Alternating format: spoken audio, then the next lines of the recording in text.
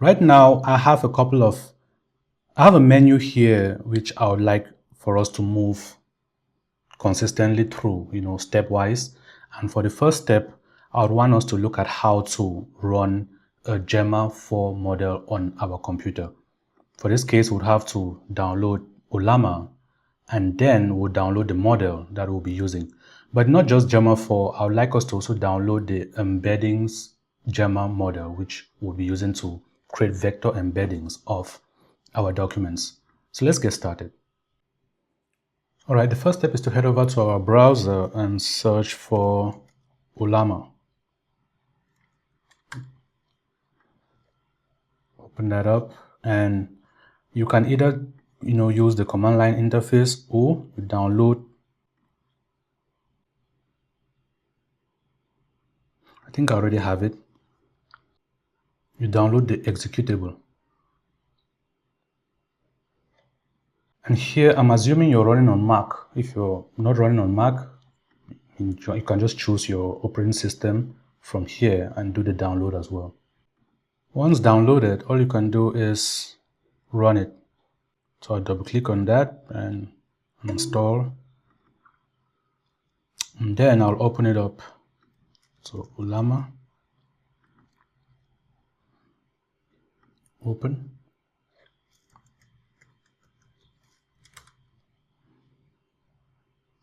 And yeah, this is Ollama. So what I want to do right now is go over to new chart, and then I select a model. But as you can see on the right side of each model, we have this cloud icon. So these cloud icons actually indicate the models that are in the cloud, and then we have the models which we can download. Here I can search for Gemma, and I'll actually see it. All are for download except the 31B cloud. What I want to do right now is I'll head back to the Ollama website, and I'll click on models and search for Gemma.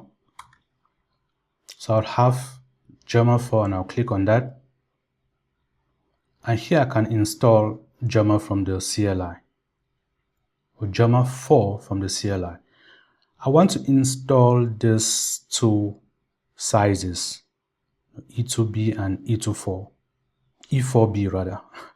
So the sizes are 7.2 gigabytes, and we have 9.6 gigabytes, or the latest. So I'll open up my command line interface, and I'll just copy this.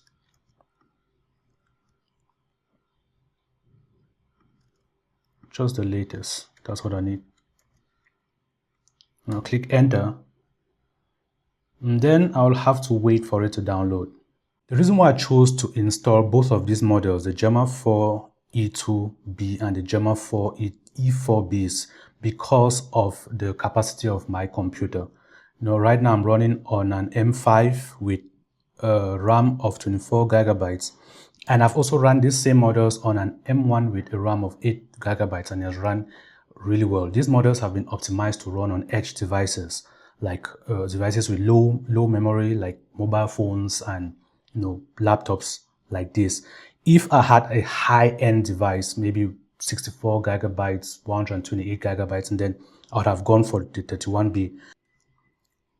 The E here stands for edge. So edge devices, mobile phones, low-end laptops, and the 2B here stands for 2 billion. So the model plus the embeddings actually has 5.1 billion parameter size, but 2 billion parameters are actually effective when the model is in inference mode. Same thing with the Gemma 4 Edge 4 billion. It has been trained on 5.1 billion parameters, that's plus embeddings. But during inference, just 4 billion parameters are effective.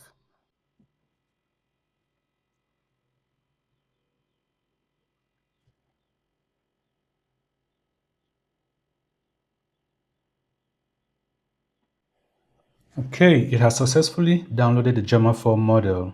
What we can do is we'll head right back to Ollama and we'll check on it. So we have Gemma.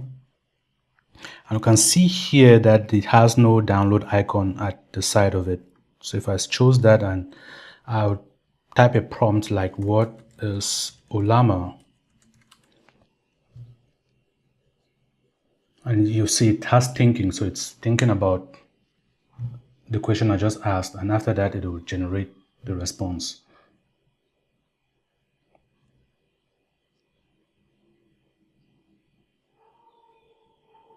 And bear in mind that it's not also using the internet for this. It's actually using the local model we just downloaded.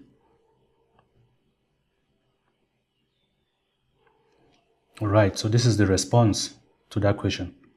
The next model I want us to get is embedded Gemma. And I'd like us to get the latest as well. So I'll head over to my command line interface, command Z rather, and I'll do, Ollama pool embedded Gemma.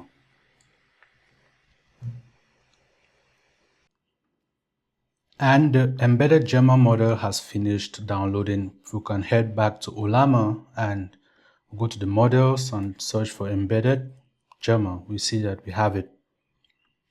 And perfect. Right now, you've already learned how to run a model locally on your computer. I see questions around the internet on how to run models locally. You might think it's something complex, but see how easy it was, just literally clicking around. Anyways, let's move on to the next step. If I go back to the whiteboard, okay, introduction to FAISS, Facebook AI Similarity Search. I think that I missed a certain step here, the prerequisites for this workshop. I think I'll cover that first before moving on to introduction to FAISS. So let's move on.